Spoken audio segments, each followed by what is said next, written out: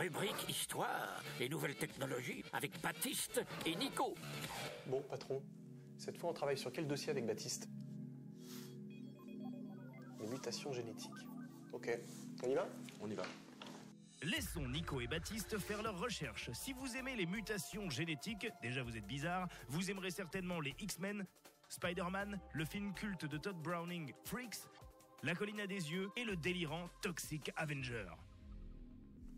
Bien, patron, on a pu étayer le dossier sur les mutations génétiques et je vais commencer par quelques petits cas qui sortent de l'ordinaire. On va y aller crescendo. La sirène du Pacifique, mi-homme, mi-poisson. Elle représenterait une vraie sirène. Elle a séjourné, a priori, quelques années dans le musée Barnum. Barnum étant un maître de l'illusion, on ne sait pas vraiment quelle était cette réalité. Mutation ou pas. Le dernier cas, peut-être le cas le plus étrange, le cas de Schlitz, un personnage très bizarre, une dame qui ressemble trait pour trait à une sorte d'ogre. Son physique lui a permis de jouer dans un film. Pour moi, les mutations génétiques, en tant que scientifique, c'est plutôt lié à la maladie. En revanche, nous sommes le fruit de la mutation génétique, sinon nous ne serions pas là pour en parler. Ce qu'il faut savoir, c'est que les techniques qui sont utilisées aujourd'hui en génétique nous apportent énormément de choses pour produire des médicaments, des hormones de croissance, des vaccins. Et je pense sincèrement que nous avons déjà effectué des expériences plus que douteuses, très certainement dans des pays où l'éthique est bien moins importante. C'est ce qui me porte à croire que certains renoms ont joué justement sur cette fameuse éthique tout au long de notre dernier siècle, et en l'occurrence par exemple Barnum, qui est le génial inventeur du cirque moderne.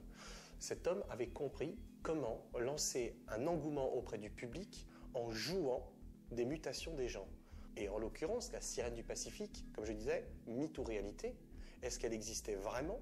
Il a joué en l'occurrence avec Krao, la laotienne, une sorte d'homme mi-singe, mi-homme, qui comportait les caractéristiques d'un singe, qui était complètement velu.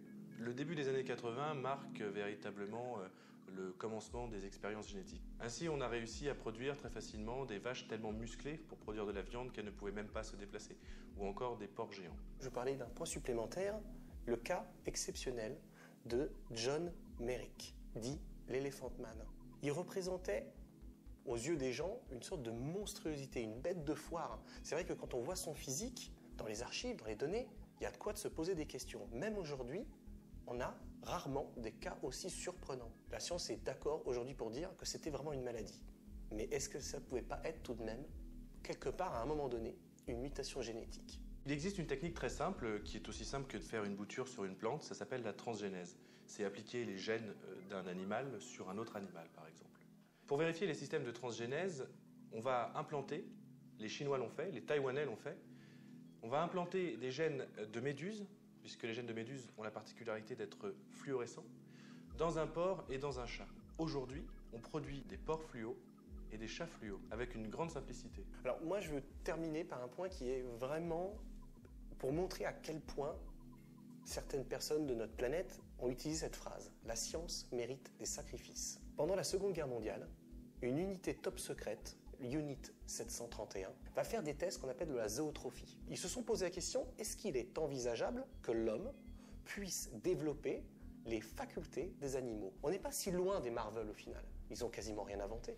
On les voit dans Spider-Man développer certaines facultés de l'araignée. Les scientifiques, à l'époque, se sont posés ces questions-là. En parlant de transgénèse et d'éthique médicale, il y a une société américaine qui vend actuellement un chat hypoallergénique, mais surtout un chat produit artificiellement, génétiquement, entre un mélange de léopard, de serval africain et de chat domestique. Ce chat coûte à peu près 27 000 $ et pèse 12 kilos. Imaginez un peu avec quelle simplicité est ce que nous pourrions faire sur le corps humain. En conclusion, patron, la transgénèse, la mutation génétique sont des techniques qui sont couramment utilisées aujourd'hui. Elles sont à portée de main et ce n'est que l'éthique médicale qui nous bloque, fort heureusement, dans l'avancée de ces projets. Nous espérons, comme toujours, que ces informations seront utiles à l'organisation.